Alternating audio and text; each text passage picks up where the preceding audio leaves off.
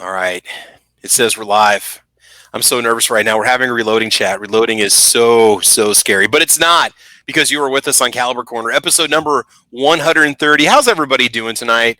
It's Monday. It's 6 o'clock. Well, maybe a couple minutes late. I want to apologize. Guys, we're going to have a Reloading 101 basics chat with you tonight. I felt it was necessary because it was many of the requests that were showing up in the giveaway video that I created, a lot of requests for that, and then also people have been emailing because they've been watching a video I did on how much does it cost to reload 9mm ammunition. And so people are saying, hey, can you recommend a kit, or where do I start? I feel it's best to make an episode where somebody can just come in and hear from the authority on reloading, some of the people we have on this panel, and just go through the basics of what you need to know if you're looking at getting a kit, the tools of the trade, and all that fun stuff.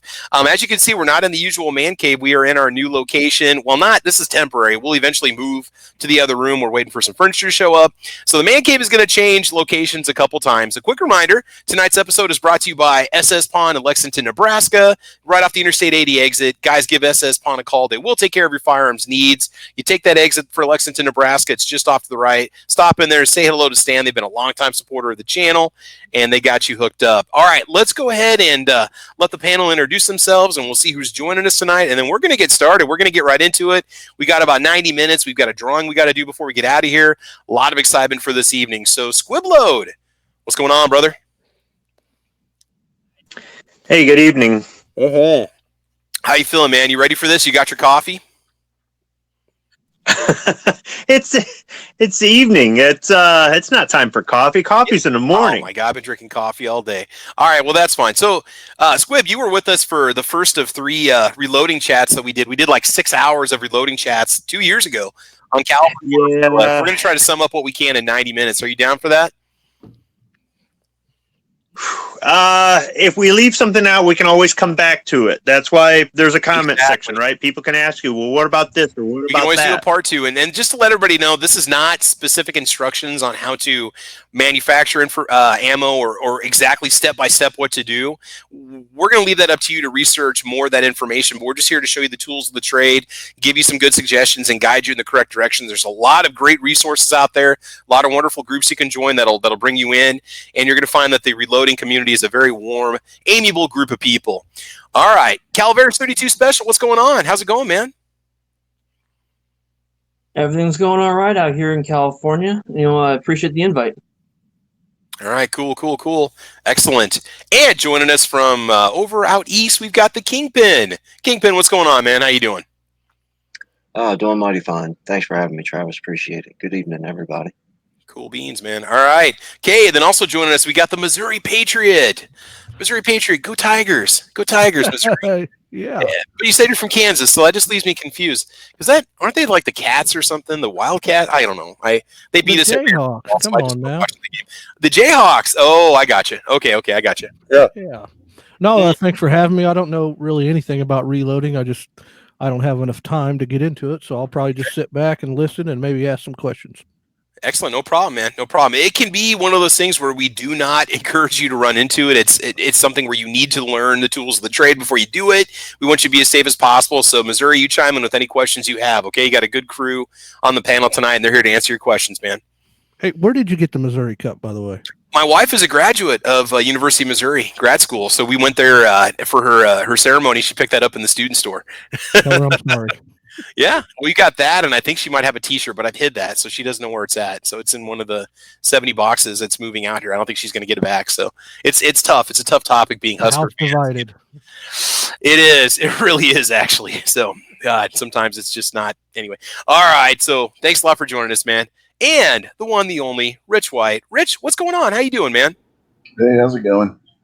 So Rich, you got a little show that you host. You just want to let people know about that real quick. What's it all about? It's about whatever we come up with, usually on the fly. Last night we actually had a topic to start off things. We were talking about an article that was in Newsweek about how we should be following the Prophet Muhammad's example when it comes to diseases. And me and Kingpin mostly tore this article to pieces. Oh, okay. What time is your show usually on? Sundays with the start time between 8 and 9 p.m. to give people time who might be watching Yankee or Scotsman shows time to get over. Very cool. Very cool. All right. And let's just see who's joining us on the YouTube side this evening. We got a little tacos and french fries, Pew Pew Park, 10X Shooters, Vanessa Kitty, Southpaw RX, Kingpin's out there, M. Gabriel's out there. Don't you need 3 balls for a pawn shop? Gabriel, I don't know what that means, but I'll try to figure it out. Defense Dad's out there. Mystic Guns is out there. Drucifer's out there. Let's see who's out there. Midnight Range is joining in. Rob Shaw's out there. Daniel Pfeiffer's out there. Hello, sir. Let's see. You missing anybody? I think that might about it. That's probably it. Brian Mulkin's out there also. Hello, Brian. Welcome to the show. And man, all right. So here's the plan. This is what we're gonna do. I'm just gonna pull a part out of my. This is packed for moving. Okay, all my reloading stuff is in this box. Well, 99% of it. I'm just gonna pull the part out. And Squib, I want you to talk about what this is, or anybody can talk about what this is, your experiences with it, recommendations, and we'll just kind of put it all together. So if you're out for getting into reloading for the first time, I highly recommend, just my opinion, okay, you get yourself a kit to get started. It's going to get you started on a minimal level, and you can slowly, or if you want all at once, upgrade the parts that come with that kit, okay? So if you're looking at kits, checking over on Amazon, what I bought, and I mean, you can get whatever you want, but I bought the Lee Precision Anniversary Challenger kit. It says that they're $265. I don't remember what I paid for it. I'm going to have to go back and watch my reloading video, because that was one of the few things I had to buy, because Squib over here actually hooked me up with quite a few parts. So Squib Load, what I've got here is the press. What kind of a press is this, and what do people need to know about the press? Okay, so that's a single stage press. Okay. And that will reload pretty much anything. Rifle, pistol, doesn't matter. It's the slowest of the kinds of presses you can get, but it's the most affordable one, and you're not going to have issues maybe fitting certain size cartridges in there or whatnot. I've actually got a couple of single stage presses over here. I don't know how well you can see it. There you go. But this is more or less the same press you've got right there, and I use that sometimes for just doing one specific job. So if you the other options would be a turret press, which has got multiple stations on there, and you have to turn it manually, or a progressive press, which has multiple stations, and it's kind of spring loaded, it's cam operated, and it'll every time you pull the lever, it'll do a function and move to the next station. Those are more expensive. You could start off with one of those, but a lot of reloaders will tell you start off with a single stage, because at some point you're going to go back and buy one anyhow. So it's just something to consider if you're getting into it and you're a little bit intimidated and you're saying, I don't understand this term, I don't understand that term, and you get a single stage press and then you go, oh man, now that I understand it, I want a progressive. You'll still use that single stage press. It is not something that you're just going to throw away. Now, they call this a single stage press because you're only able to do one process of the reloading per setup on the press. So I might set this up for sizing my brass, or I might use it for not necessarily priming or decapping. And these are things that we're going to talk about. So you can only do one phase of the reloading process at a time in a single stage press, unless you want to just do one round and go through the whole process of loading the whole thing. So when I bought the kit, it came with the shell holder. You chose your caliber, and I believe that came with it, or did you give me that? It comes with one choice of caliber, doesn't it? I don't think it does. I think you're right. The 9mm dies. Okay. I got you, and that was just to get you started. Okay. And depending on the manufacturer of the dies, you'll get more stuff or less stuff. I would just say, as a rule of thumb, I would say go with Lee Precision when you first get into it. But if you start buying the other brands, you'll find they're a little bit different. They're not really, one isn't really better than the other. But with Lee, you're going to get everything all at once, where some of the other brands won't sell you some of the components you need. Exactly. You got to go buy them separately. Plus, Lee comes with reloading instructions in the case, an actual a set of instructions, some reload data for that caliber. It's all in one box. None of the other manufacturers do that with their dies, and they're all about the same as far as interchangeability. They all have the same thread pattern. I think it's 7/8, and they'll thread in. So you don't have to have Lyman dies in a Lyman press or Lee dies in a Lee press. You could have a Hornady press with Rcbs dies and a Lee shell holder. If you buy a die set, stuff like that. What is a die for people that have no idea? This is one of the pieces of the 3 or 4 you might use. So typically, what do the dies do when you are running through the process of reloading? Let's pretend we've got brand new brass. What are the different dies that you're going to use? So I don't know if you can screen share. Yeah, I can click my on turret click press on your here or picture. not? There you go. Can you guys? Does that make it bigger for everyone? Yeah. I think so. I think it enlarges it for everybody that's watching. So okay, go ahead. So this is a turret press. This is an old turret press, but it's got a lot of stations on it. You really can get by with 3 or 4, but the more stations you have, the more things you can do. And this turret press here, I've got it set up for 44 Magnum and 44 Special.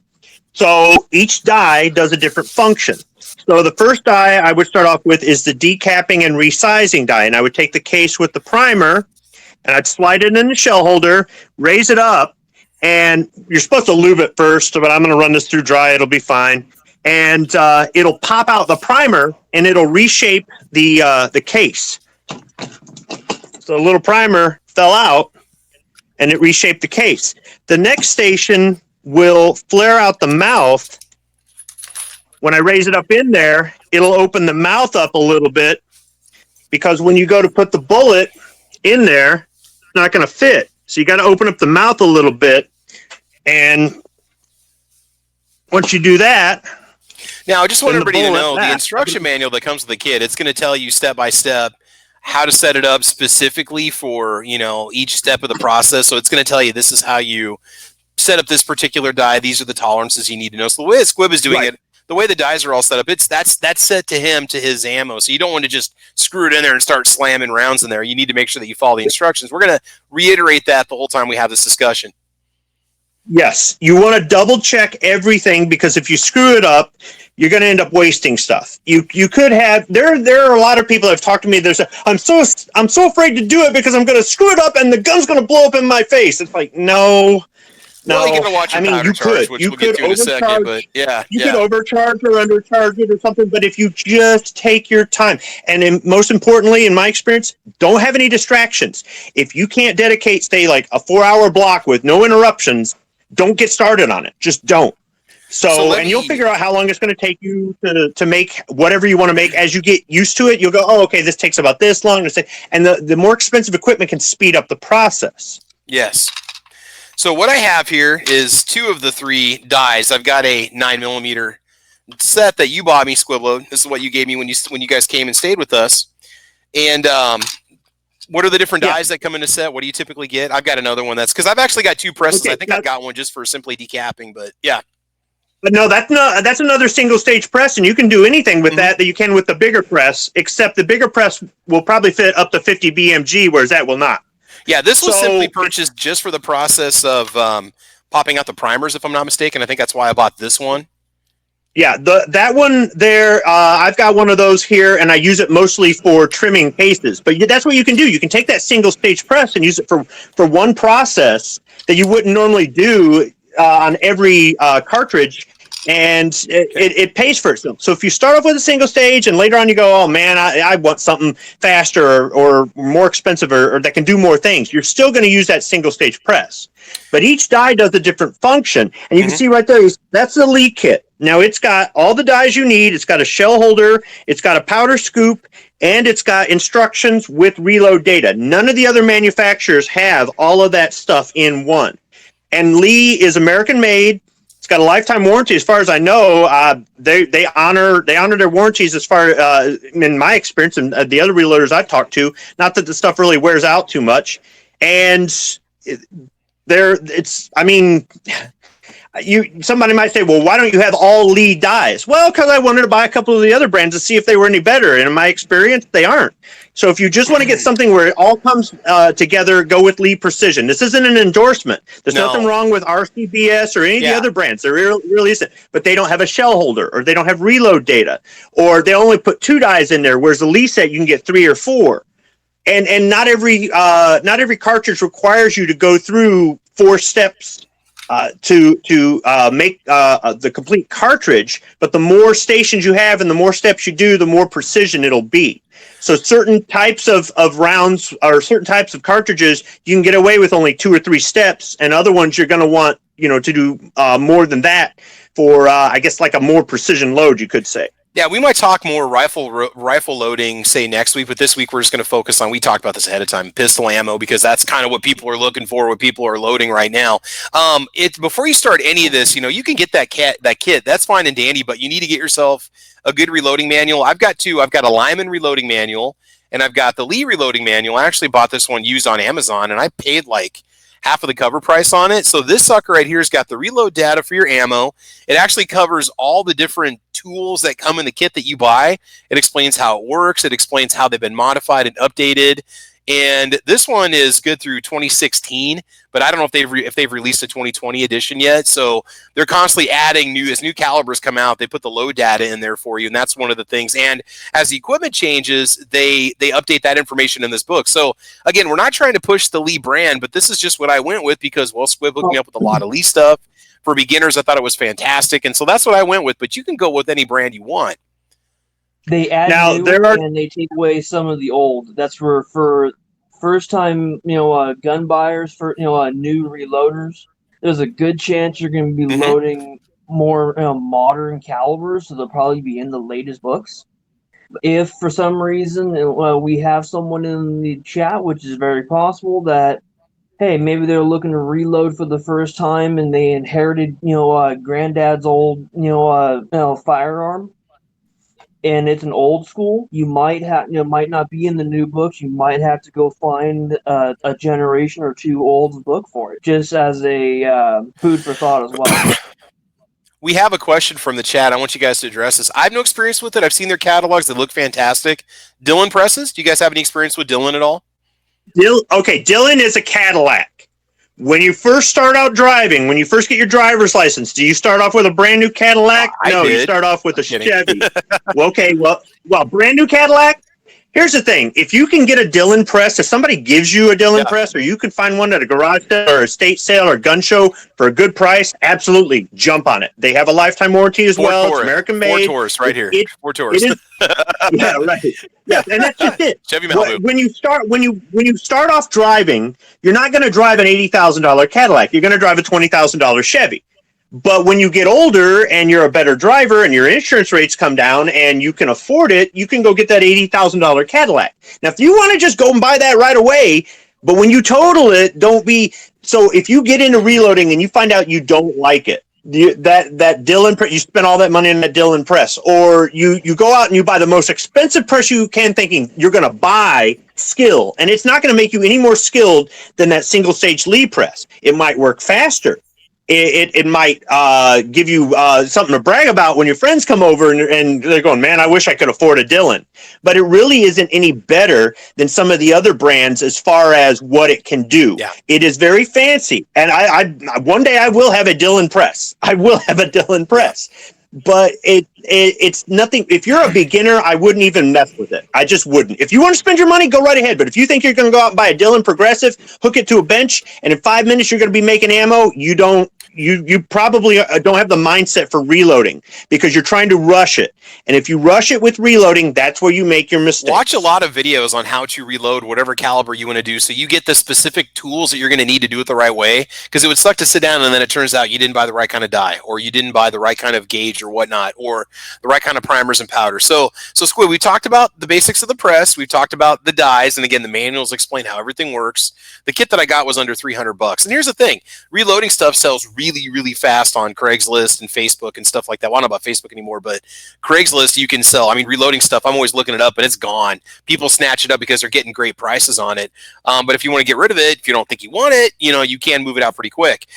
You are going to get a very simple scale that's going to come with that kit that I bought. I went ahead and invested in a digital scale because they're very precise. This is the Frankfurt Arsenal digital scale. Squib, is this a good way to go for somebody who's an amateur who's just getting started?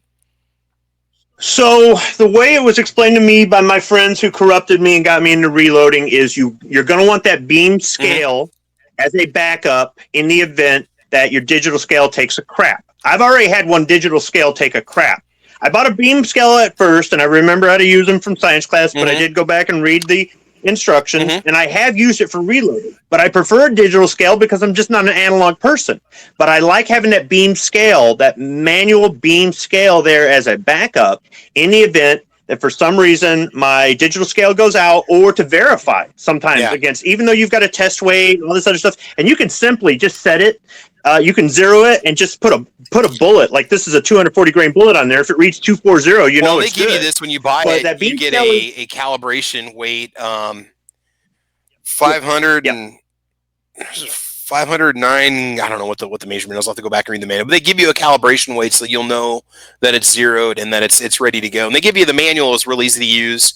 They've got a little tray that you can put your powder in, so you can tear this out so it goes back to zero, and then your powder is going to go in here. So if you get a beam scale, because once again, this was given to you, you bought it at a yard sale, you bought it at a gun show, or it comes in the kit, it's just like the single stage press. I don't recommend throwing it away. I recommend learning how to use it and keeping it. You'll find that if you really get into reloading, you're going to have at least 2 of everything. Every tool that you use, you're probably going to have 2 of, if not more. I've got more than one way to pull a bullet. I've got more than one scale. I've got multiple ways to lube the brass. I don't have more than one way to. I don't have more than one tumbler. I've only got one tumbler, so there's something. And there are a few other things that maybe I don't need 2 of. But even my friends that got me into this, they've got multiple presses. You'll end up at some point, if you have enough room, you may end up getting more presses. Sometimes it's just easier once you get it set. UGEtube says the beam scale to verify your digital. I mean, that's great. Or weigh them both. If you're just getting started and you want to be as careful as possible, use 2 scales. You don't have to rush this process. This is the kind of thing that we want you to do to relax, to kind of kick back. If you guys are stuck at home, get into reloading. If you got time, if you got hours during the day where you got nothing to do, reloading can be a very relaxing process. So we've talked about the basics of the press. We've talked about the die. We've talked about the scale. We've talked about the reloading manual. This is just kind of, teaser stuff, right? Introductory stuff. Let's talk about brass. Now, my recommendation, this is not the cost-effective way to do it, okay? But if you're going to load 9mm, for the first time, my suggestion is that you get yourself clean brass, brand new brass. This is going to save you the process of learning how to refit the brass or to cut it, whatever you need to do to get it to work again. So I just bought 100 rounds of SIG Elite brass, and I bought this at Cabela's. Now, once I fire it, say 2 times, I'm going to more or less break even on it versus buying it in the store after the cost of the brass and the bullets and powder and so on. So brass, I would just recommend start with new brass the first time, and then you can get these little cases to put it in as you load it, and you get a little case to put it in after you've loaded it. So that's just my suggestion. But if you want to start off with spent brass, then you got to get into the process of conditioning the brass and getting it ready. So we'll try to get to that in just a little bit. So Squib, take it away about the scale. This is one of the first things I bought. I bought this at a gun show for $40. It's an older Rcbs scale. It's just an Rcbs 505. I bought the cover for it later, and it's just like the one you used in science class if you're old like me and had these little scales. It's made by the same company, OHA. And it's fairly simple to use. You just make your adjustments. It's all in grains. You set whatever it is you're weighing, and there's a powder charge, typically not a bullet, but there's even little BBs inside of here. You can take this apart, and if it's off, you can actually add or a grain or whatever to get it. You just cut open a shotgun shell and more or less just put those in there. But this is something that if you get one, or if it comes with the kit, I'm just saying don't throw it away. If you want a digital scale, there's plenty of digital scales out there. I prefer digital scale, but I have gone back to this for a few things. And, let's just say from a prepping standpoint, there's an EMP and your digital scale's fried, this thing still works. So this is true. But, exactly, man. You got a good point. I just want to say something real quick. Midnight Range, I want you to send me the link for what you just posted, and I'm going to put that in the description box of this video, because, guys, we're going to leave you with links for great resources for reloading, good videos you can go watch. Squibload, I posted his playlist of videos you can watch. Midnight Range, give me that link, and I'll put that in the description box of this video. We'll get you guys going. So again, the scale, I have a mechanical scale that came with my anniversary loading kit.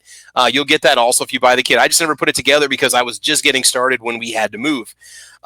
Okay, now the next thing I want to talk about, and you tell me if this is necessary. This did not come with it, but Squib, you got this for me too. The caliper. So you got me a Hornady caliper, all right? So you can get one from Harbor Freight for $10. Squib's got a bunch of them here. This is the Hornady one. I want to say these were what, $25, $30? Is that what you paid for this or not? Yeah, it was in the $20 to $30 range, and it works just fine. They're all pretty much the same. They're all made in a factory in China somewhere. I can't find an American-made set of calipers. If I was doing machine work at a shop, a fabrication shop, I'd probably have a set of Mitutoyos. Those are made overseas as well, but those are really popular with a lot of machinists. Okay. But the digital scale makes it really easy. If the battery's not dead, the battery is dead. Well, anyhow, the digital scale makes it really easy, but you can get dial indicating ones. As a matter of fact, that's something else I would like to get, a set of manual dial indicating scales, scale instead of a digital one as a backup. But I've got two of them. This one I actually bought off of Amazon, and it crapped out. And I did a video on how I resurrected it, brought it back to life. It had been sitting in storage for a couple of years, or maybe a year and a half or something. And I brought it back to life, and now it's a backup. But this is what I mean about you'll end up collecting multiples of every tool you have. Okay, so answer this question. Squib, what is this? What is the caliper for? What do we need it for? I mean, sorry, I keep saying scale. I mean caliper. No, sorry. what's the purpose of it for the person who's getting into reloading? Why should you buy one of these? And again, you can get one at Harbor Freight for $10, $5. You don't have to spend a lot of money on the caliper. All this stuff, but what do you do with it? Yeah. So as long as it zeroes out, you're fine. You don't have to send it out to a shop and have it cowled or anything else like that. Usually, if they start to go bad, get wonky, if you can't bring them back to life, just pitch them and get a new one. So here's a 44 special case, right? Mm-hmm. I'm doing case overall length. You've got a min and max. If you trim it down too short, it's too short. If it stretches too far, you've got to trim it back. This would be something that you would measure it for. Once you seat the bullet in there, you've got a maximum length as well. When after you get to that process with the dies where you seat the bullet, you would actually check it, and your reload manual is going to give you your data, and your reading is going to tell you, did you seat it too deep? Did you not seat it deep enough? Because if it's sticking out too far, it's obviously not going to chamber or feed or something like that. If it's in too far, you're going to have other issues as well. And there's in the manual, there's a min max on everything. You know, how much powder can you put in? How short or long can the case be? How short or long can the overall cartridge be? Things like that. And you would use a tool like this to measure that. So you're going to have this at some point. It doesn't come with your kit. Like you were saying, if you just want to get a cheap one to get yourself started, and if you get a nicer one later, just keep your cheap one as a backup. Something to tell you guys about, too, a great place to go for information if you're on the road or you just have your phone with you and so on is the Reloaders Network. Kingpin, do you have any experience with the Reloaders Network? Have you ever visited that or checked it out? Yeah. Because there was a request for you to explain it. What can you tell us about it? There's the Discord, which obviously everybody knows what happens with Discord. Then there's text chats. There's all kinds of people who post, all their information from their reloading data to their targets, their grouping after they take their targets and stuff like that. So pretty much anything that you would want to know about reloading, you can go to the Reloaders Network. And if you can't find it there, just ask somebody and they'll answer you. And then I posted a link to Jamie and the Georgia Shooting Connection every Friday night at 8:00. All they talk is reloading. Their chat's 50 people deep with just expert reloaders, in my opinion, and they wouldn't say that, but I will. Uncle Jim comes on Saturday nights at 8 p.m. Another full chat of top-notch reloaders that know everything there is to know. Plus, the chat's full of extremely helpful people.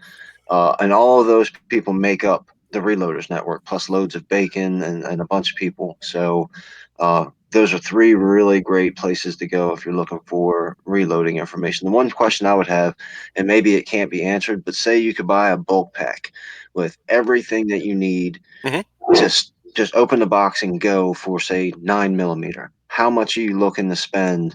How much would something like that cost? Brand new, everything in the store. Well, like when I did my video on that, and I want to say that the kit that I bought, and then if I had to buy the dies, and I bought the caliper and the scale, like I had two different price points. I talked about going off of what they give you, plus a bare minimum to get started, plus upgrading a little bit. I gave two different price points in the video. I want to say it was under $400, okay?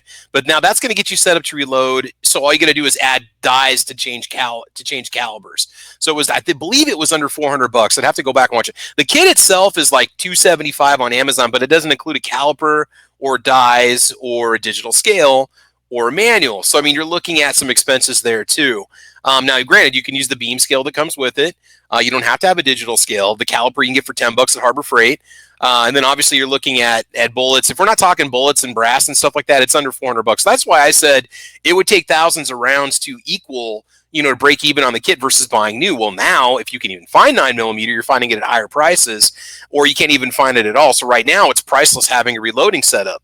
So, I mean, can you really put a price on it at this point? But when all this stuff calms down and we're back to buying $9 a box brass ammunition, it could take a couple thousand rounds to get there. I would say you could probably get going for, say, $400. Squib, what do you think? For about the price of one gun, you can start reloading your own ammunition. The reloading components themselves are not that expensive. The brass isn't bad. The primers are cheap. The bullets are fairly inexpensive. The powder's not that bad. And so that part of it is really not too expensive. Squib, what do you think? So maybe for the price of one gun, depending on, what kind of gun, yeah, you could get started in it.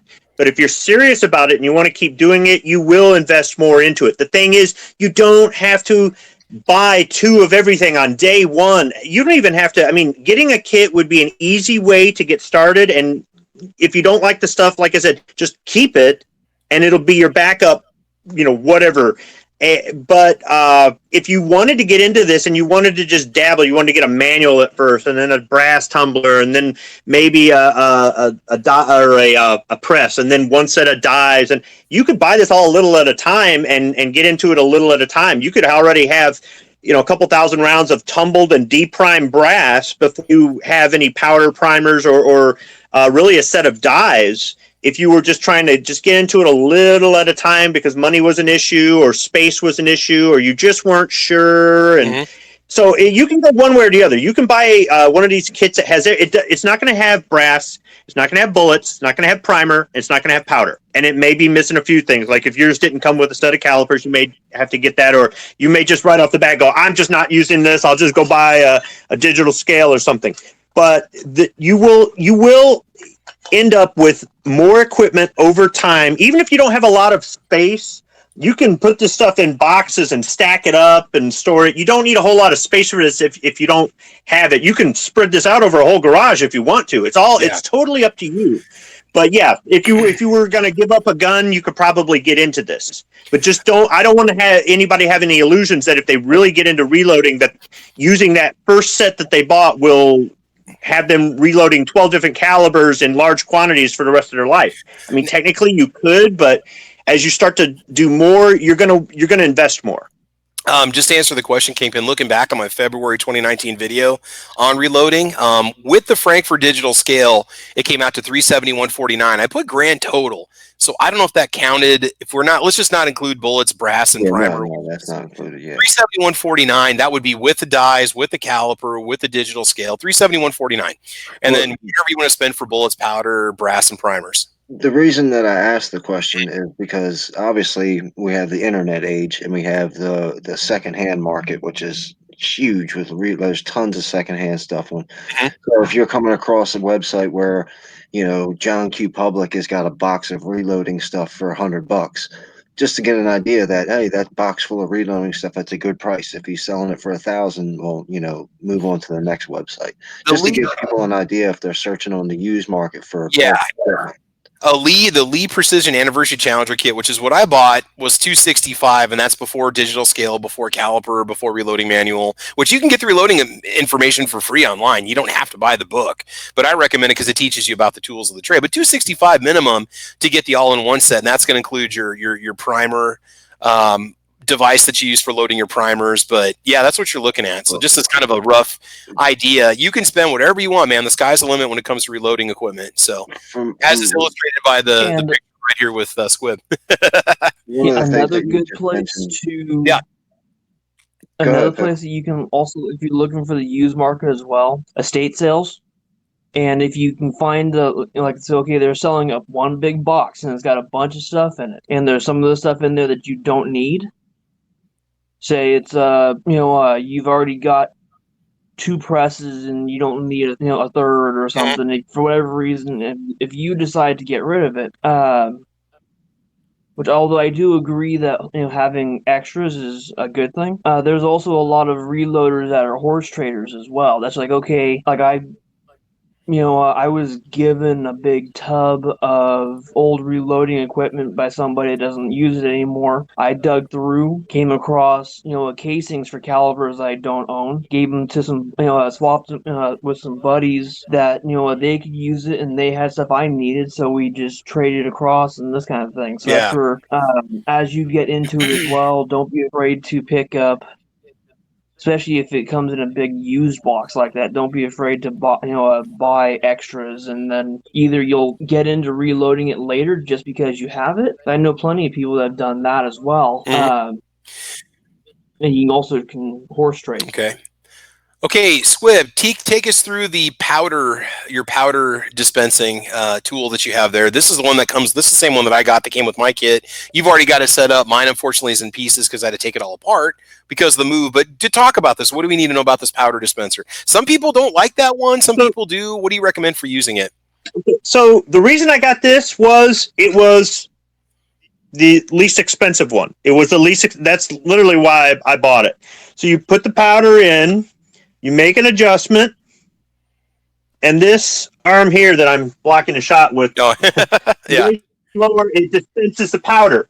And then you weigh it in your scale, and then you make an adjustment up or down to increase the amount of powder, and then you do it again and again until you get it just right. Once you got it right, you can go ahead and fill each case with this.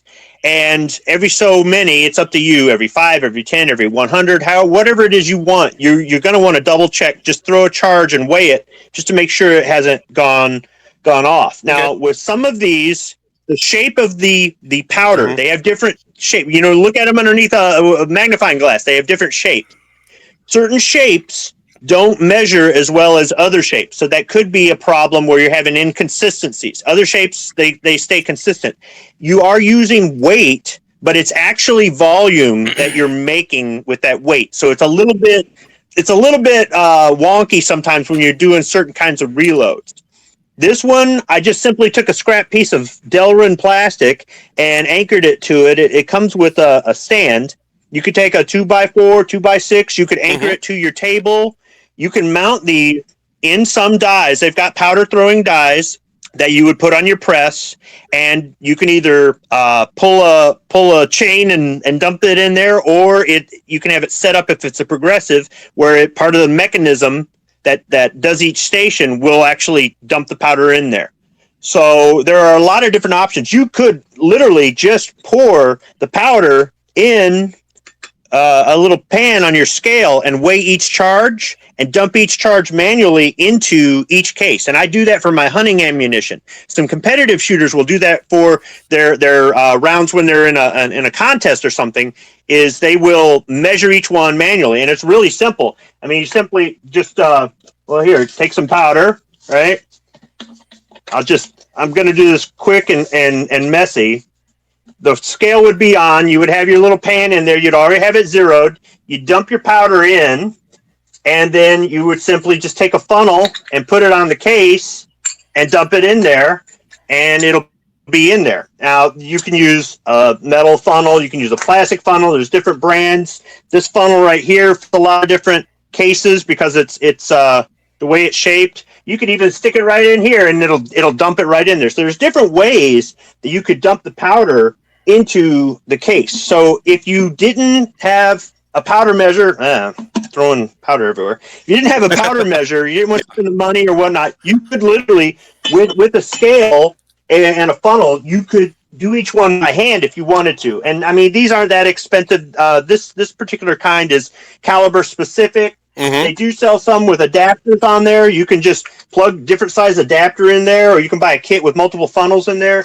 There's all kinds of different things that you can use. You can even use these powder scoops that come with the Lee dies. I don't use these for anything other than scooping out of the jugs, but you're supposed to be able to put powder in this, and this is supposed to be the right amount of volume, but I don't do that. Once again, that's another personal preference thing. Reloading, if you watch 10 reloading videos on one part of the process, you're going to get 10 different versions of it, 10 different brands, 10 different, because it's just like anything else in shooting. There's a lot of opinion. There's a lot of options. There's a lot of preference in there. And The only time you should really be worried about, am I doing something wrong, is if it's some sort of safety issue. Otherwise, just because you prefer to measure each one and I like to use the powder measure and somebody else uses an automatic dispenser, we're all doing it different ways, but we're getting the same result. So real quick, DJ, where you at out there, buddy?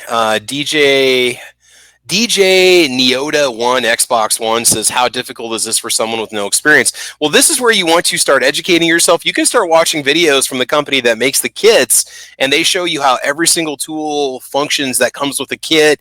You can watch videos on reloading. You might want to watch reloading videos for the kit that you bought because they're going to be using the same gear that you're used to. Watching podcasts like this is a great way to kind of get started, joining the Reloaders Network. Again, it's not something that you want to rush to get into. It doesn't have to be difficult. Once you get set up, once you start doing it, it's not a hard process, but there's a certain order that things need to be done in, and you need to do it the right way. So you just start educating yourself now, watching videos on the topic, reading, getting a reloading manual. Somebody mentioned that their kit came with a reloading manual that explains the whole process. Great.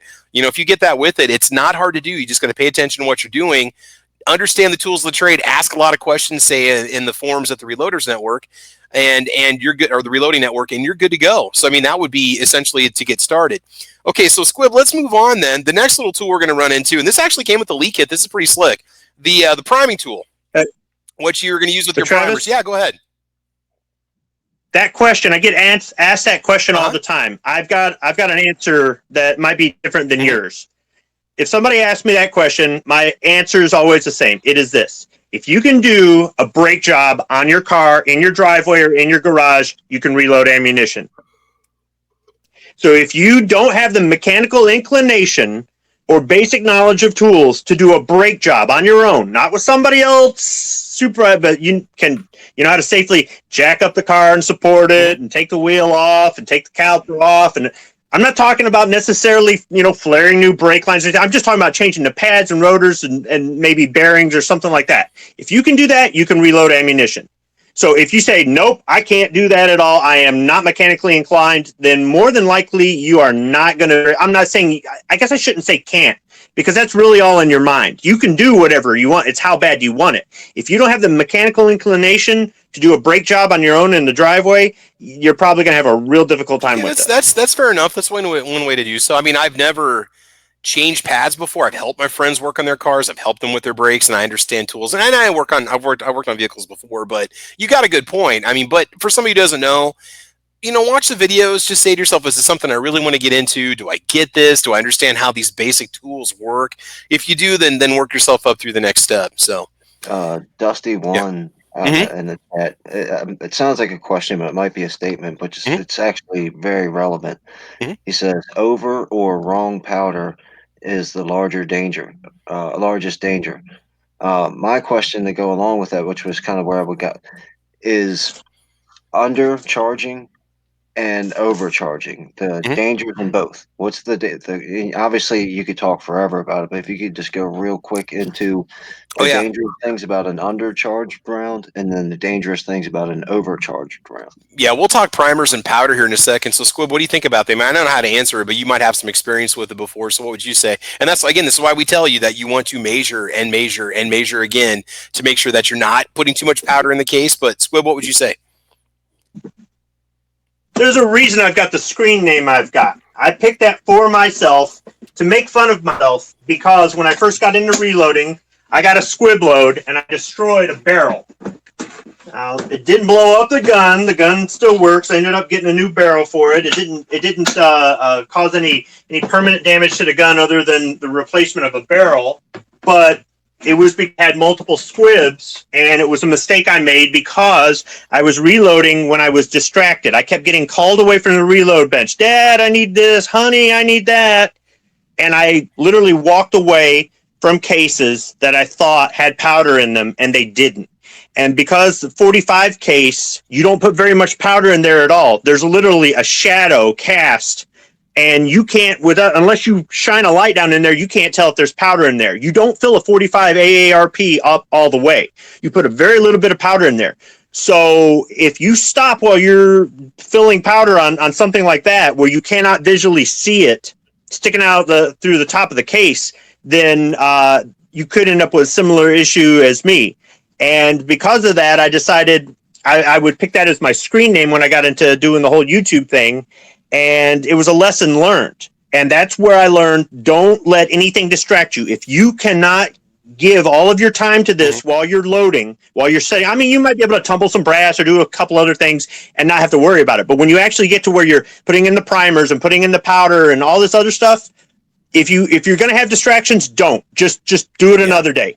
So that would be the thing. If you put too much in, you could blow up the gun.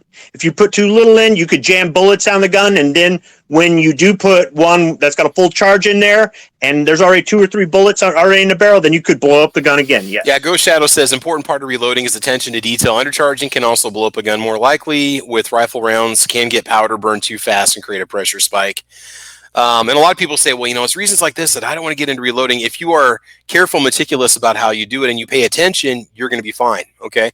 Accidents can happen. Also, if I may, gun, hold on a second, Squib. That's for that reloading manual that we showed you earlier. It will give specific powders that can be used for a particular round. Stick with the listed powders, because if you because there are different powders that work for different rounds. Some are good for pistol, some are good for rifle, some are good whatnot. Only use what is listed in a professional book for that given round. Yep. And that will help as well, keeping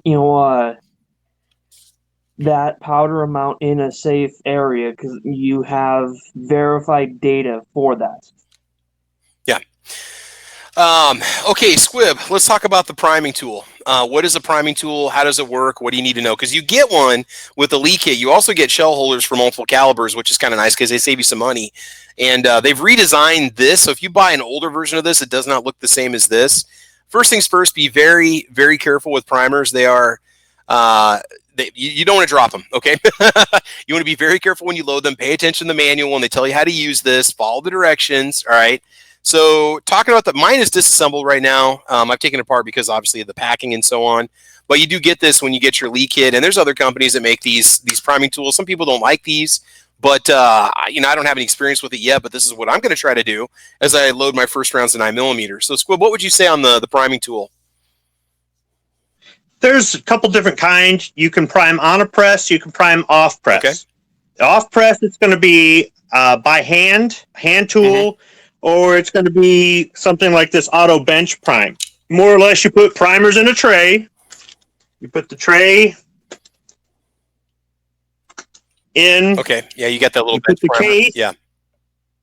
Yeah. You put the case in, pull the handle. It puts a primer in it. Done.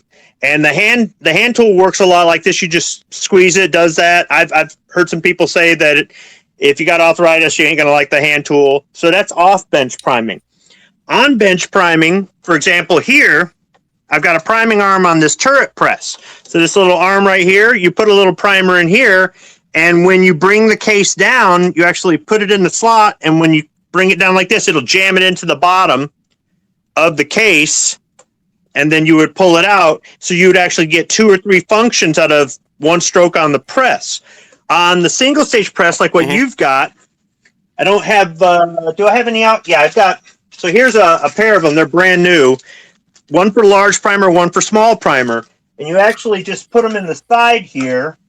And once again, when you come down, when you're done reforming a brass, or what would you be doing when you're priming? Yeah, I guess it would be reforming the brass. When you come back down, the arm would actually slide in underneath and jam a primer up in there. On the progressive presses, it's all, I don't want to call it automated per se, but it's all kind of, it's kind of spring-loaded and whatnot, and it'll do the same thing. It'll seat a primer in there, and that's what you need to do before you put the powder in, because with no primer, the powder is going to fall out the primer pocket. So there's different ways to do it.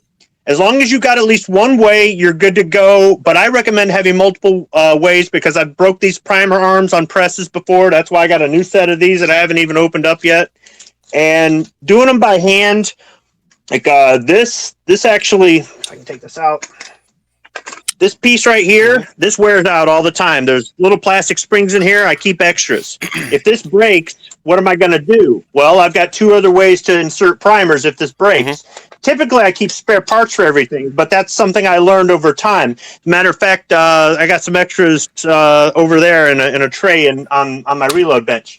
But this is what I mean about having multiple tools or saving your old stuff when you get new stuff. Say the new one breaks and you go, crap, now I got to just drag this thing out and use it again. Because maybe you don't really like this. Or like what Calaveras was saying, you can trade with somebody later. I've traded with other people I know that reload for different things, components or whatnot. So it's just something to consider. You don't have to have it on day one. Just have one form of priming tool. And if you don't like it, the one that I was showing off is the one that comes with the kit, the priming tool that they give you, and the bench version you have right there is just an easier to use version of essentially the same thing. Some people say that this starts to wear their hand out after a little while, or if you have any kind of arthritis issues, you might run into some problems. So this is what's going to come with it, which is fine. This is their revised version of it, and then you can also get those little bench kits. And none of these parts are super expensive, so if you want to upgrade or go with something else, you always can do that too. Okay, moving on, Squib. Let's go ahead and, so for primers, they're going to tell you what type of primer you need to buy. You can get those primers at the store. Be very, very careful with them. You don't want to drop them. Okay, you want to be, mine are actually packed up in bubble wrap right now. When I transported them, I wanted to be sure that they were careful. So they're actually still in a sealed box, so I don't have any primers to show off. Let's talk about powder, Squib. Now, we're talking about going to estate sales. We're talking about picking stuff up online. Would you recommend a person buys somebody else's powder that's been opened? No, absolutely not. If you wanted to have the can or jug for collecting, sure. But I would either empty it or tape it shut or mark it or do something, because you might want an older powder jug for nostalgia. The junk that you end up collecting on your reload bench. But as far as that goes, even if the person says, oh yeah, I opened it last week, or I only did this with it, it's been sealed, the whole don't trust it. I don't care if they're giving it away. I will not use somebody else's powder. When you go to get the powder, by the way, go ahead. On the primers though, you can spill them. Look, they're spillable. Nothing happened. I don't think you want to try to drop them on the concrete. That's what I've been told. You want to make sure that doesn't happen. But no, they won't go off. No, they won't go off. You got to throw them in the fire and get them to go off. All right. I'm just saying. I'll tell you what. I'll go out on the concrete and I'll do a video where I'm going to throw these on the concrete. I'm just whatever. I'm just going off what the manual says. So I'll Okay, so now well, no, the reason I say that is because there are people that are going to hold this and go, oh my goodness, I'm going to die. And it's like, no, this stuff is all very stable. You shouldn't do something stupid with it. Now, these will fall on the floor. I vacuum them up all the time. They're fine. These things are stable. If they weren't stable, you couldn't handle them. You wouldn't be able to do reloading operations. These wouldn't hold up very well if you were loading them in a magazine or anything else like that. So I'm not saying to be dumb with them or to, you want to keep them dry. There's other things about storage, and obviously be safe. Yes. And you want to use the right primer for the right cartridge. I have put the wrong primer in and had it work just fine, but I don't recommend that. If it fits, that's all that matters to the case. But you want to use the right one. I know there's somebody out there right now going, he's touching them with his fingers. He's getting oil on them, and they're ruined. I have never had them being ruined by, I don't have nasty, greasy hands, but they're, and you know what? And that goes back to the opinion thing. There are some people that go, I would just throw those away. These are perfectly fine for me. But here I am telling you, don't buy somebody's used powder. Now, so Vanessa it's all Kitty really says, a matter of opinion. Primers. Is that solid advice? No, I'm going to step on them. I'm going to hit them with a hammer. Oh, my God. I'm going to do a couple things on the concrete with some primers now. Thanks for the idea for the video, Travis. Oh, this will be speaking squibbish right now. Look, I'm just going off of what the manual says. I have no experience with it. I'm all about being careful. There's a reason why I'm still alive. But, okay, now I want to get back to the powder real quick. So a person goes to the store. They look up in the manual. You bought me some Accurate number 7. This was the powder that you bought me. I still haven't opened it yet. Okay, this was the powder you got me for reloading 9mm. You went on the Accurate website and you found the load data for the bullets that you gave me for the caliber and the primers, correct? Is that how this worked out? I think I got it from the manufacturer's website. I might have gotten it out of the manual, but accurate number 7 is really good for something like 9mm. You can also use it for 7.62 by 25 Tokarev. Okay. Real quick, Squib, are you responsible for this? How did I get a Makarov Yes. die? You gave me Makarov. I forgot about that.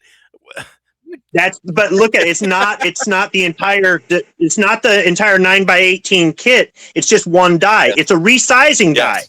So if you fire ammunition in one of those crappy Glock handguns, you've got to do what they call bulge busting on it. So if you pick up brass at the range and you have no idea what gun it came out of, and it's 9mm, 40 or 45, 10mm, what else is Glock chambered in? 380. I guess you've got to do what they call a bulge bust on there, and that's a resizing die for a 9mm Makarov that you would use to take the bulge out of a 9mm Luger if it was fired in the unsupported chamber of a Glock handgun. So with a few handgun calibers, you are going to want to have what you're going to need in order to take the bulge out in case it was fired out of a Glock. So just another reason not to give them plastic. You got your powder, you got your brass. When you look at the reloading information, so I've got some Hornady XTP, 124 grain XTP rounds, 100 rounds. Okay, and Squib gave these to me too. When you look up the reloading information, it's going to have this bullet listed for it. It's going to tell you how much powder you're going to need in the case. They're going to have like a maximum amount of powder you should put in there. But what about those? What about that maximum charge number, Squib? Should a person go? What is there a good, like say 9mm? Is there a certain percentage under the maximum you should stay just to be safe, or what do you recommend? For a new loader, I would not go with a max charge right off the get. Okay, but be very careful with the minimum charge, because what ends up happening is with a minimum charge, the firearm may not cycle. Okay. And you could have some other issues. So you kind of want to go somewhere in the middle. Your minimum charge is really going to be lower recoil, that sort of thing. Maybe start just a little bit above the minimum, but don't go right for the maximum. And something else that reloaders that I've talked to, and I agree with as well with my experience, a lot of reloaders get this book here. The Lyman book. I can zoom in on it here. The Lyman Reloading Handbook. This is a very popular one. You want to know why the Lyman 49th edition is very popular?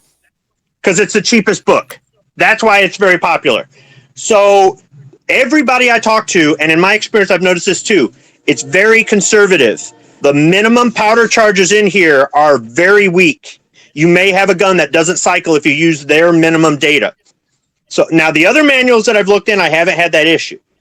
And other reloaders that I've talked to say the same thing. They haven't had that issue. But it's just something to consider, and it's something you may find out through hanging out with other reloaders or from experience, that just going with a minimum isn't enough. But going to the max is not a good idea for reloading manuals. Real quick, I guess I can just give you a price on them. I bought my Lyman one used, and I think I paid $17 for it. So here's a Lyman 50th edition reloading handbook. Kindle edition, $20, which is not bad. If you got yourself an iPad or an e-reader, you can have your information, you quickly swipe to it. I'd rather have a book version in case you want to jot some notes down. Otherwise, a 50th edition reloading manual is $29.98 on Amazon. Might even be able to buy it, say, at a local bookstore if you can get in. The Lee Precision Modern Reloading 2nd edition. That's what this is. I'll have to look it up. It looks like it's showing $20 for the Lee Reloading Manual. I've got both of them. I have one up in my classroom, and then I've got one at home.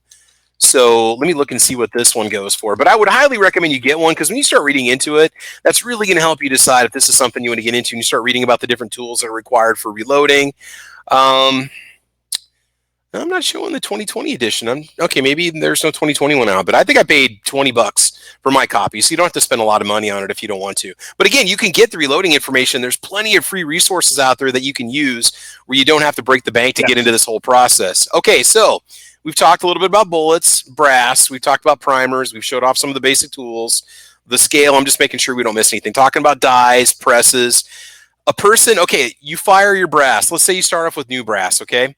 You fire the brass. We've got some time to talk about this. What are the steps that you're going to have to do to condition that brass? Take it step by step. You pick up a spent shell casing from the range from your gun.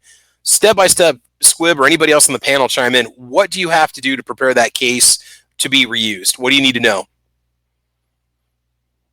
You tumble it. Okay, so what's a tumbler? And what's a brass tumbler? This is a brass tumbler right here. Okay, so you have some sort of media that's in that tumbler, and you can buy this online. You can buy it at your sporting goods stores and stuff. That's what you're going to use to polish up the cases. Now, is that absolutely necessary, Squib? Do you have to buy a tumbler, or do you have to polish it before you reload it?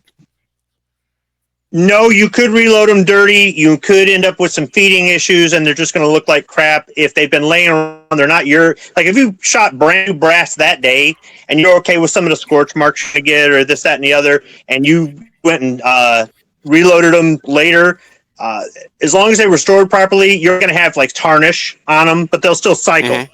But if you just want nice, clean, new-looking brass, if you're picking up somebody else's brass, if you're just not sure, this will clean them out. Now, some people will take the primers out first and tumble them. Other people just tumble them, pop the primers out later. I have tried both ways, and I haven't seen better results either way. It's your choice.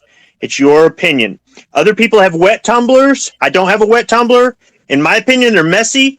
But the people who have wet tumblers say these are messy. I think they're both messy. I guess it's just what mess are you willing to deal with? I would just prefer a dry tumbler because now you don't have to set the rounds out to dry or put them in a machine to dry out. People who wet tumble are very serious about it, and I'm not saying they're wrong. It just isn't for me. So I'm okay with the corncob stuff getting all over the floor and having to vacuum that up. But if you started off with new brass or you really just didn't care and the brass wasn't too bad, you could just go ahead and reload it. It's not a requirement, but I'm telling you, if you do that, it won't be long before you start to notice this tarnished brass, and you're going, I bought mine I think I'll get a tumbler. Pawn. I think I paid $25 for it. It was less than half the price of new. I think I sent you a picture of it. It was an old Hornady model that was in great condition.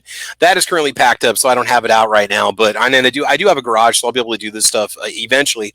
But yeah, I mean, the brass tumbler is not very expensive. I would think you could probably get one for $50. Is that about what we're looking at? 50 or 75?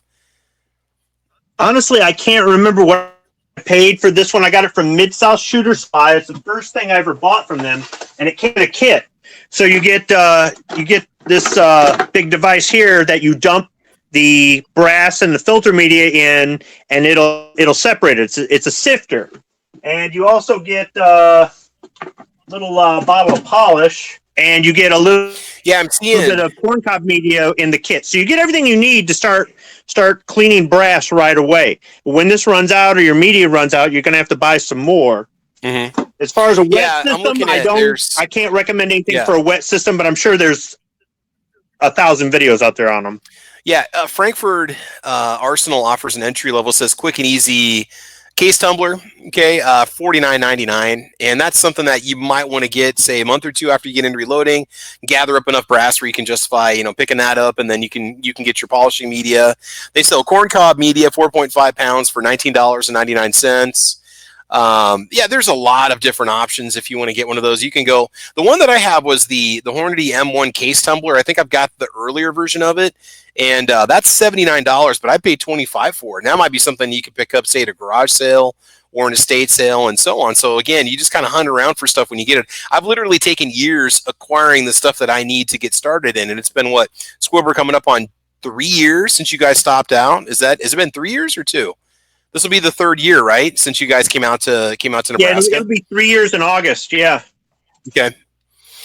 So a person tumbles that brass. They've got the clean brass. They've got the shell in their hands. What's going to be the next step before they reload it?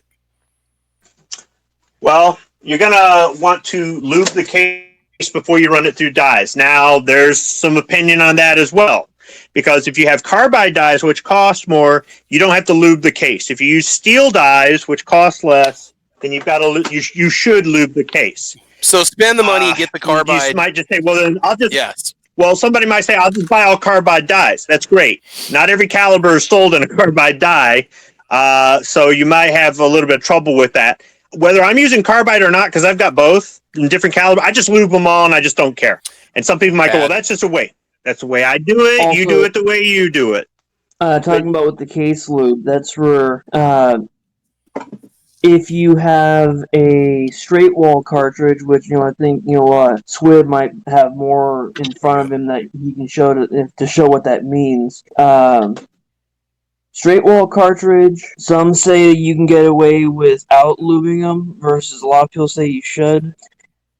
Versus if you have your a lot of your revolver rounds, your 357, your 44, those are straight wall. Versus if you have a bottlenecked cartridge, which it looks more like a miniature rifle round.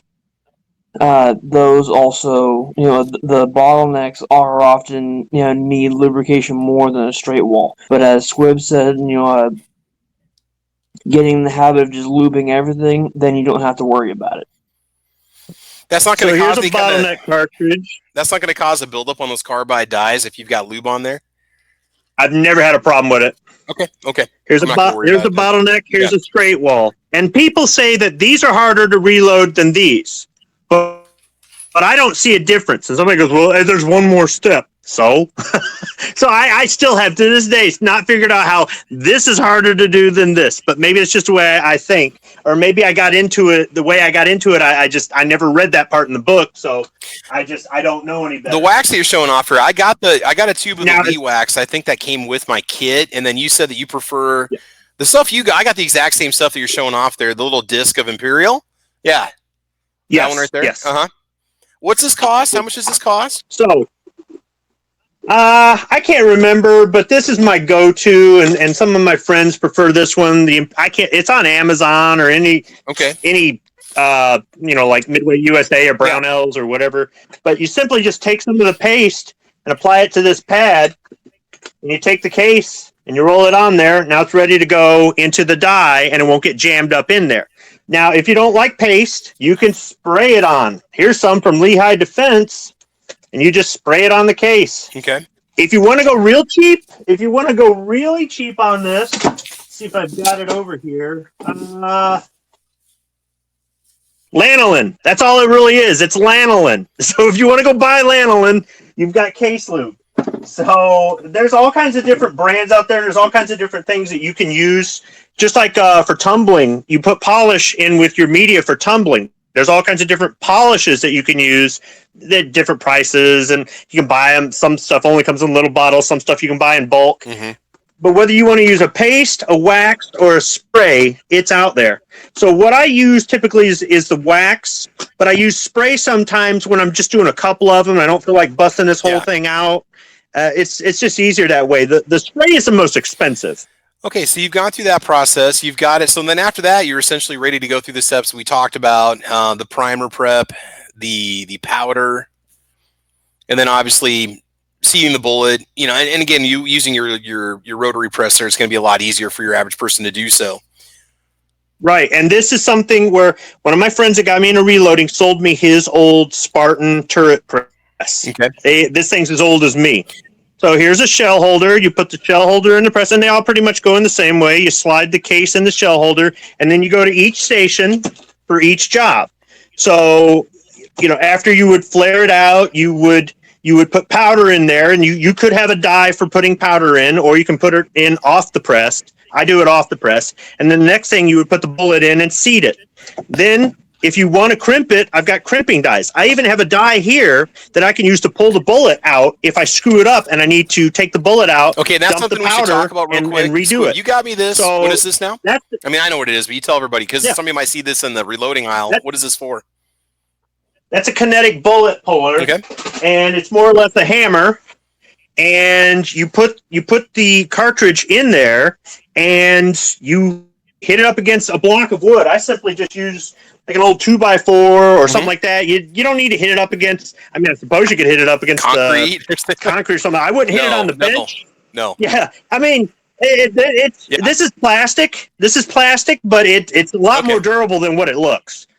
And you simply just you put the bullet or you put the cartridge in the back. There's a couple different holders. You put it in there. It's inside of this, and when you hit it, the bullet's going to fall forward, and the powder and the case is going to stay up in the back here. And when you unscrew it, you can take the case out.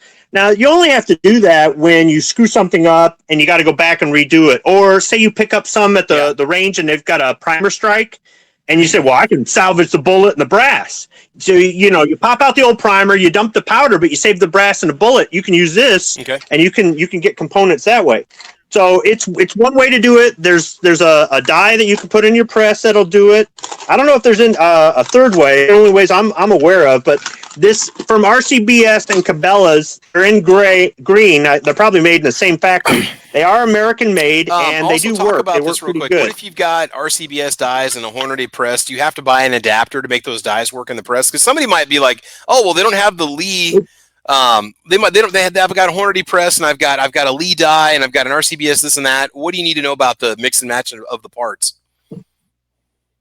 No, you don't. This is a Lyman press, and I've got Lee crimp dies, Lyman sizing dies, and an RCBS bullet puller in here. They're all 7/8 threads. I'll use the same kind of little hex nut here to lock them in place. It's just like the shell holders. All the shell holders are cut the same way to fit a press. Now, the only difference is a shell holder for a priming tool is different. The base of it is cut down short. So a priming tool shell holder will not fit a press, and a press shell holder will not fit a priming tool. But I can take this one is, who knows what brand this is. Say this is a Hornady. Well, here it is going in this Lyman press. I can take it and put it in that Lee press over there or whatever. So that's one of the nice things about them is those are interchangeable. So you don't have to worry about that with brands. All right. Why don't we go ahead and take some questions from anybody watching right now? If you got anything you want us to cover real quick, we got a couple minutes before we do the drawing. But that's just kind of, in a nutshell, the rough introduction to the overall basics of reloading. And again, I wanted to focus on handgun ammunition. So this is just to show you, again, the basics of the tool, the trade, and so on. So if anybody has any questions out there, Kingpin, I want to thank you for posting all those good links for everybody tonight, because there's a lot of good information out there that people now have. I just had a notification pop up here. Let's see here. I'll repost everything before the end of the show, too. That way everybody can have a refresher. And if you're in the chat, I'm going to post a link right about in a few seconds. If you're not entered into Travis's giveaway yet, you're running out of time. This is the last time I'm going to post a link after this one. If you don't get in, too bad for you. Yeah, and real quick, all you got to do is just give me a topic for a future episode of Caliber Corner. I'm not asking you to sub. I'm not asking. It would be cool if you did, but I'm not asking you to go. You don't have to tag 40 friends and whatever. It's just leave a comment. This is how I come up with comments for the show. Is I do giveaways. Missouri Patriots got a question, and then I did see one in the chat that we want to take. Go ahead, Missouri. What do you got, bud? I was just kind of wondering how much money he saves by reloading. What's the most you can save on reloading, Squib? What do you think? I've never actually taken the time to calculate it. For 9mm, I think I did put the percentage in my video, the thousands of rounds it would take. I can't remember what the numbers were before you basically break even and then you start saving money. I was looking it up, and I think that I could reload 6.5 Creedmoor, and I could essentially come up with something equivalent to like a Hornady precision round, and I'd be able to do it for like half the cost of buying it in the store. I think I was going to save something like $8 a box, just assuming this set was already ready to go. If I buy my own brass powder and bullets, I could reload for half the cost of the shelf price for the same bullet that Hornady uses in their Precision 6.5 Creedmoor. I could get as close as I could replicating the powder charge. I mean, it would be fairly close, and it would be about half price, basically, for 6.5 Creedmoor, just as an example. Throw that out there. So I was having a discussion with Smeggy about this one time because he bought a progressive press and he was reloading 9mm and 223. And I'm going, dude, those are the two cheapest rounds. Why would you even waste your time? And he says, I shoot more of those calibers in a month than you do. And I stopped and I thought about it and I go, yeah, he does. Yeah. So if you shoot a lot of an inexpensive caliber, you can recoup your money over time because you're making them for less. The thing that really pushed me into reloading wasn't saving money. Saving money is something I got on the backside. It was because I have two rifles that you cannot buy ammunition for. You have to make it yourself. That's the reason I bought this press here, was because the dies, this one actually has an adapter in it where you can put bigger dies in for a 50 BMG. And the rifle uses a very large cartridge, and I actually have to take this insert out. But I bought this press specifically for that. Now, I don't use it for that. I use it for other things most of the time. But there is one size up for a handful of very large rounds, or maybe older guns, or for 50 BMG. But if you can't buy the ammo and you want to shoot the gun and you can buy the components and you've got load data and everything else and the dies are available, then reloading is a must. So 2 different cartridges I have to make or else I cannot shoot. So real quick, the question was, what's the difference between a 4-die pistol set or a 4-die set versus a 3-die set? What do you get? Why is there extra value in it? Well, a 4-die set's going to give you the factory crimp die, the powder through expanding die, the bullet seat and feed die, and the carbide sizing die, a shell holder, and a powder measure. So Squib, do you save money when you buy a 4-die set versus a 3 typically? Do you save a couple bucks? The reason I would get it is for the powder through, because at some point you might start off with a single stage press, but you may get a turret or progressive press, and you may put a powder dump in the top, and you have to have that powder through die in order to make it work. Okay. So It's for worth the down the road, a little bit extra money, yeah. Tim Allen has a question. Let's see here. Try to get these out real quick. God, where's that at? I got so many people chatting. When it comes to different manufacturers of presses and other tools, is there really any difference between them versus the price? I haven't been disappointed with my Lyman. I love my Lyman press. The Lee presses, for what they cost, they're absolutely worth it. I've used a Dillon. It is fancy. It is nice. I want to get one. I haven't tried any other brands, but I would like to get some. The RCBS equivalent of your basic single-stage Lee Challenger press is a rock chucker. Those things have been around forever. I want to have a rock chucker just to have a rock chucker. Yeah. But most of these things are pretty durable. So it could be a matter of preference, or it could just be your favorite colors, red or green, and you want everything in red or green. I just wanted the Lee kit because it gave me everything I needed after reading some of the reviews where people said, look, man, I didn't know anything about it. I took my time. I got into it. I felt like I was comfortable doing it with everything that came in the box. The packaging is top notch. The instruction manuals are great. Lee brags a little bit about their product, and they should. I mean, they've been around for a long time.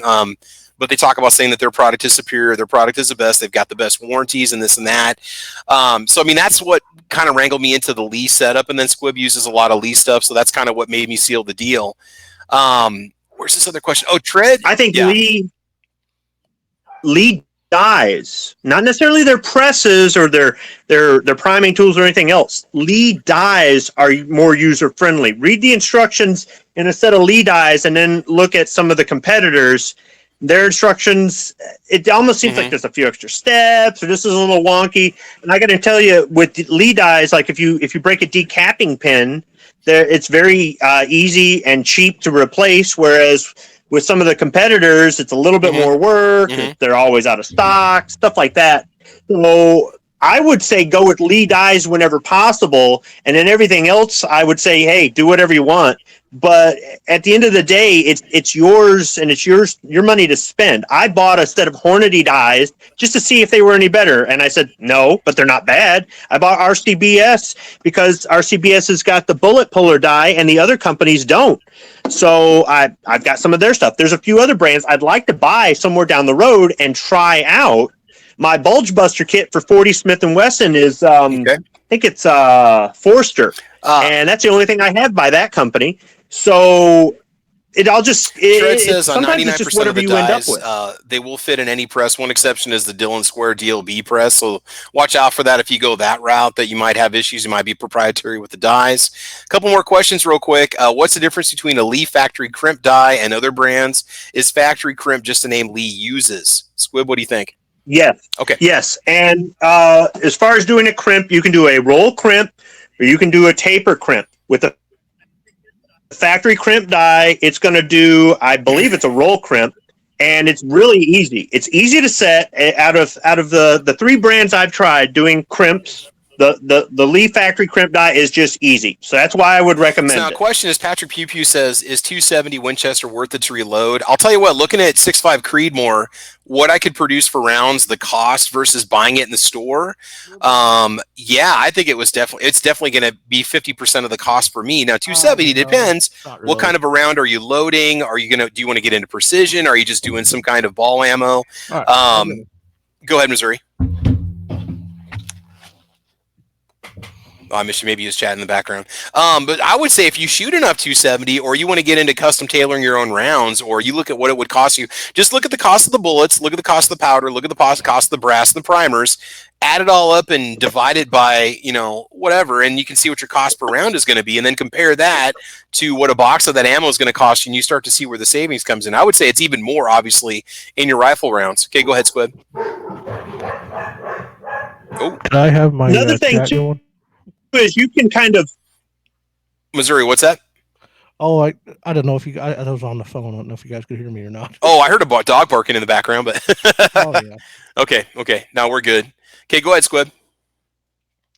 Well, another thing is if you want to customize your stuff, if you want to be kind of a little OCD or anal or just have a little fun with it, I can put finished bullets in finished cases with finished powder in my finished rifle.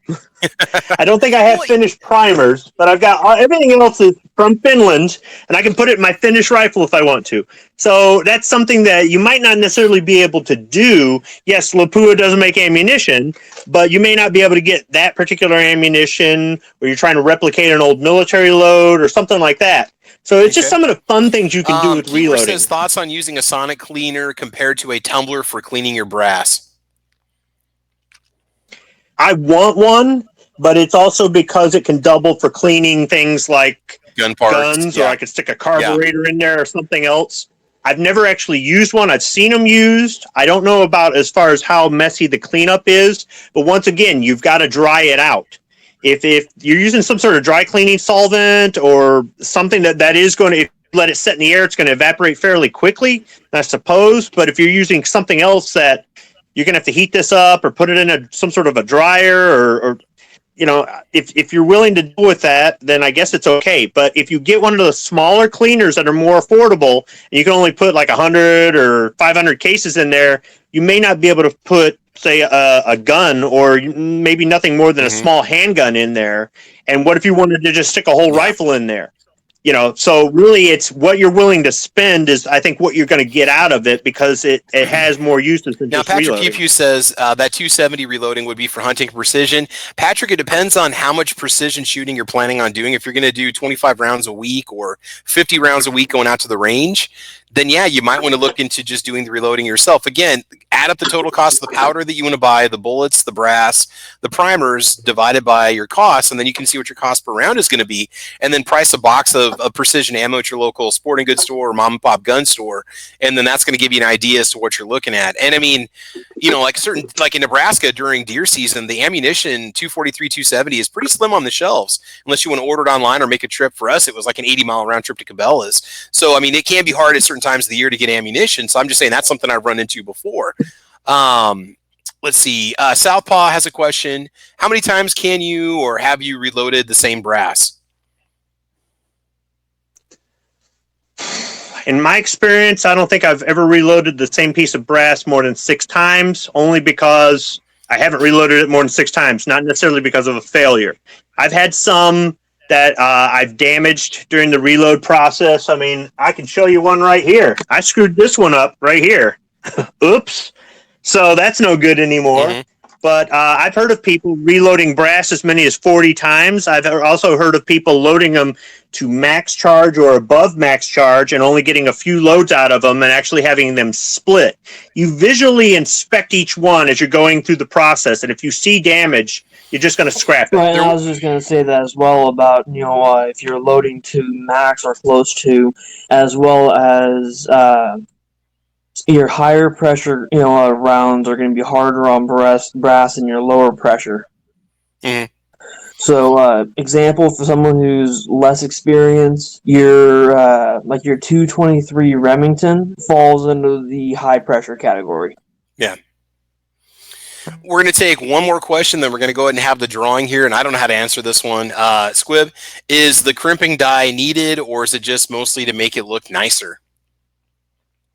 Okay, so this is another opinion thing, because I've heard some guys say, you always crimp straight wall. I've heard other people say, you never crimp straight wall. And the same thing with bottleneck. I've tried both. I've tried both with bottleneck and straight wall cartridges in different calibers with different loads, some kind of standard, some really hot. I got to admit, I like to load a lot of my stuff really hot. Okay. I haven't noticed a difference. Either whether I'm borrowing my friend's chronograph that I've shot, or just taking it out to the range and checking for accuracy. I have not personally noticed a difference. So when I get to that point where I notice a difference, I'll let you know. But otherwise, I think it's another one of those preference All things. right, guys, we're going to go ahead and stop it at that point. Let's go ahead and get ready to do our Ruger Wrangler drawing. So remember, the stipulations on this is that you have to be eligible to purchase a handgun. If you get this and it turns out that you're not the correct age, or you don't follow the state's procedures for buying the gun, or if you can't buy it, whatever reason, unfortunately, we're not going to be able to make the transaction happen. You're also going to have to provide your FFL information to me so that I know so I know that so we know where the gun is supposed to go. And again, this is special thanks going out to SS Pawn in Lexington, Nebraska, as they've helped offset the cost of this drawing tremendously.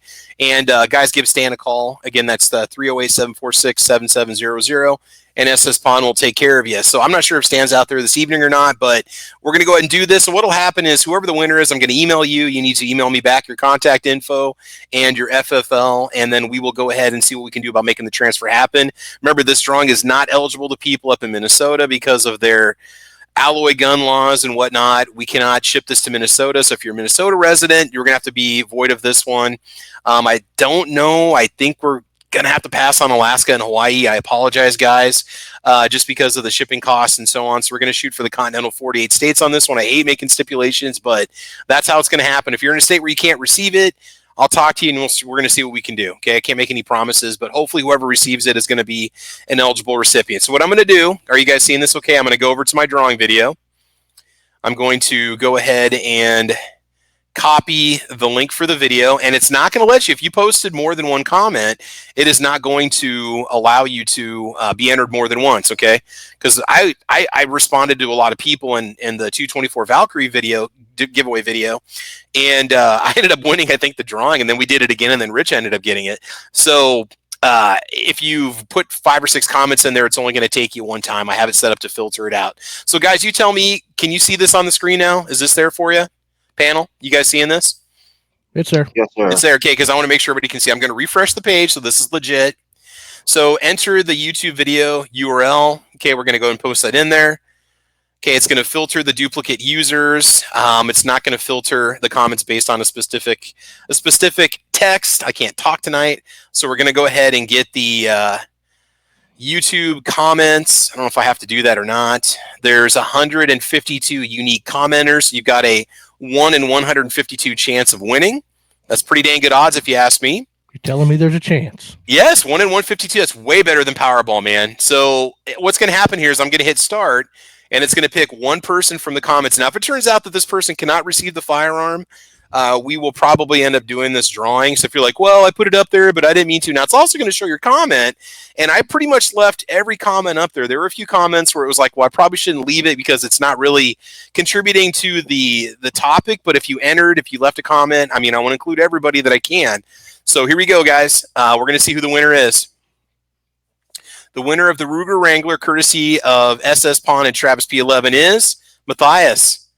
Matthias, you got it, man. Matthias is the winner. Suppressor chat, and congrats on 25K. That was his comment. So, Matthias, I need you to get me your contact information so I can get a hold of you. Email me at thecalibercorner@gmail.com. And also give me information for your FFL so SS Pawn can get a hold of them. And we will make this happen. The only thing you're going to have to pay on is whatever transfer fee they have at the place that you want to send it to. If there isn't one, then good on you. Okay, so Matthias is the winner. Congratulations. I know you've been watching the videos and you've been commenting on my channel for a long time. So there you go, guys. Matthias got it, man. Congratulations. Man, it's been a busy night. So I want to thank the panel for being here this evening. Guys, I want you to head on over to the Guns and Geeks podcast over there, over at Never Enough Ammo's channel. We're going to be firing up with that in about 30 minutes. Let's see. Clover Tack does a live Instagram podcast too, doesn't he, on Mondays? Do you guys know? As far as I know, Clover was live at 8 on Instagram. Okay, 8 o'clock. Is that going to be, yeah, that'll be Central Time. So in 30 minutes, he'll be live over on Instagram, so you can check him out too. And once you start to get in this whole kind of gun channels thing, you guys can see who's going live and when. So That's basically it. So Squib and the rest of the panel, I want to thank you guys for your questions and for helping us out. We did it. We got through the basics of reloading in about 90 minutes. It's not everything. And again, I keep reiterating, you need to educate yourself before you do this. If you've got the time and you're sitting around, get the manual, start watching the videos, get the bug. Once you get that first kit, it doesn't feel so daunting because then you can start handling these items. You can see what the press is like. You can start to look at your setup. You can look at the different tools that you use. You can start researching the load you're going to reload. So it's not as scary as it needs to be. And there's a ton of resources out there. The reloading community is a fantastic group of people. And use the resources posted in this video and you can do it. All right. Okay, so let's go ahead and let the panel close out this evening. Rich White, we're going to start off with you. Anything you want to say, man? Yeah, thanks for the invite. Sorry I didn't contribute more because this really is a topic that I'm very knowledgeable in. I mean, I've tried it before. Wasn't really my thing, but I didn't want to disrupt things. But well, with what you got coming here pretty soon, you might want to get into it, huh? I don't know. All right, man. It's all good. Yeah. Yeah, I mean, there's plenty of that around. That's the one ammo you can always find. True. This is true. There's true. All right. Missouri Patriot, thanks for joining us tonight, man. I appreciate it. Yeah, thanks for the invite and a lot of good information. And cool. Fuck Carol Baskins. There you go. And like I said, I think somebody said this guy had 10 cups of coffee. I don't know if he was talking about me or talking about Squib. Juice, I had 11 cups of coffee today, brother. 11, maybe 12. I lost count. I ran out of fingers. I quit counting. Kingpin, anything we say before we go? Yeah, thanks for having me. Thanks for everybody making it such a good chat room. There's lots of people asking questions and answering questions and giving tips. Really super cool. I don't know a whole lot about reloading, but I do have a lot of faith in the reloading channels that I watch and the people that ask questions.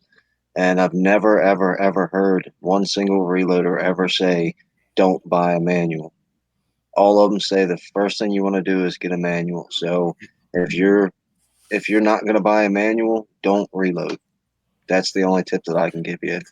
If you don't want the manual, then you don't want to reload. You're not going to be able to watch somebody's video and listen to them say, I put 3 grains of tight group in here and did that and be successful. You've got to get the manual. You know, of the 670 some pages that's in here, it's like the first, I don't know, maybe 100 is going to be the whole process and the evolution of reloading. And it's really interesting reading. So 90% of this book is going to be the actual reloading data. It's not like you got to read this thing all the way through, get through the basics on the tools that you're going to need to do it, and then go right to the reloading data you need, and you're all set. I mean, it's that simple. And again, that reloading data, if you don't want to buy the book, you can go to the powder manufacturer website, and they've got the reloading data right there for you too. Kingpin, thank you for posting all those links this evening. I appreciate you doing that.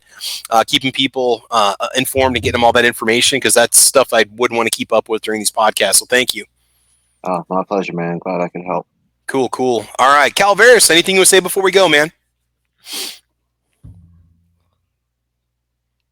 Just thank you for the invite, and pretty sure you mispronounced the name of the drawing winner. I'll be emailing you my contact information just so you can get that straightened out. Hey, man, Matthias is a good guy. He's been around for a long time, and he's left a lot of comments on the videos. He's a good person. I haven't had a chance to check the chat, see if he's watching this evening. If he is, congratulations, buddy. Otherwise, I'll be emailing you soon. So, yeah, it's all right, man. I'm just busting your chops. All right. Well, maybe we'll have another one soon. So, Rich, what's that?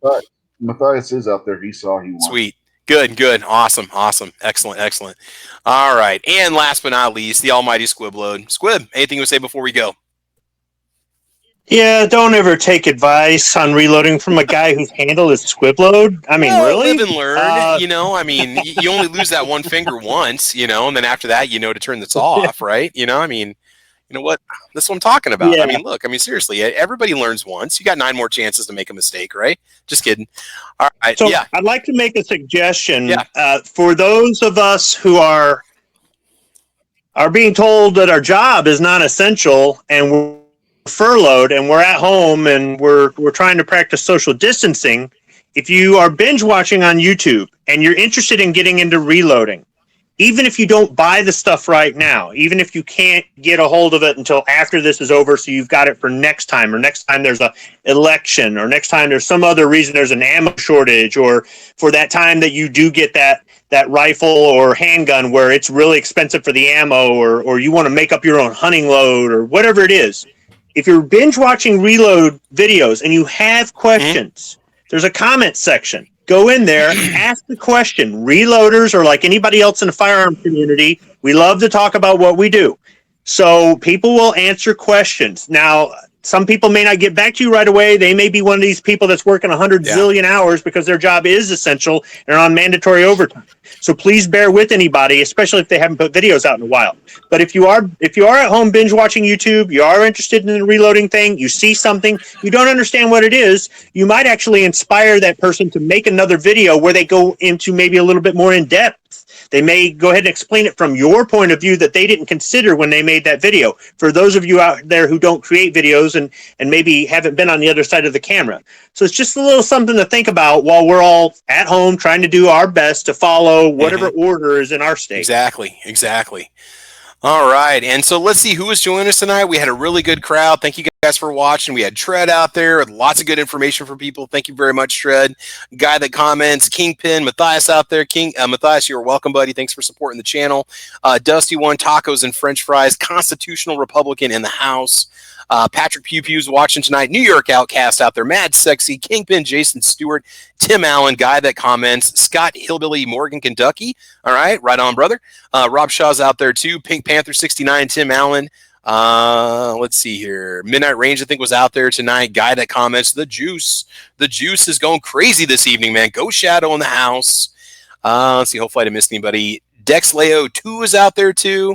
Greatest hobby ever, he says about reloading. Guy that comments, Go Shadow. Marco Dunn's out there too. Drucifer watching this evening. And man, you guys are busy tonight. Hopefully that's about everyone. SS Pawn, again, thank you very much for co-sponsoring this giveaway. I appreciate it. And I think that's pretty much it. So this has been Caliber Corner episode number 130. We should be back next Monday with our next topic. I don't know. Maybe we'll talk a little bit of reloading rifle ammunition, or we can get into this topic in a little more detail. There are 3 episodes of Caliber Corner that we did that were over an hour and a half long. They were like 2 hours long. If you type in Travis P11 reloading or Caliber Corner reloading on a Google search, a YouTube search, it'll pop up and you can watch the old episodes from like 2017. You can see a much younger Travis P11 in those videos. But otherwise, I think that's about it. So, panel, anything else you want to say before we go? We're all set? Okay. All right. So this has been episode 130, guys. I want you to have fun. I want you to be safe. And as you know, we will talk to you soon. And hopefully that'll be next Monday. All right. Y'all take care and have a good one. We'll see you guys soon. Bye, Alicia. Bye. Alicia, you better start reloading. Things are going to get crazy.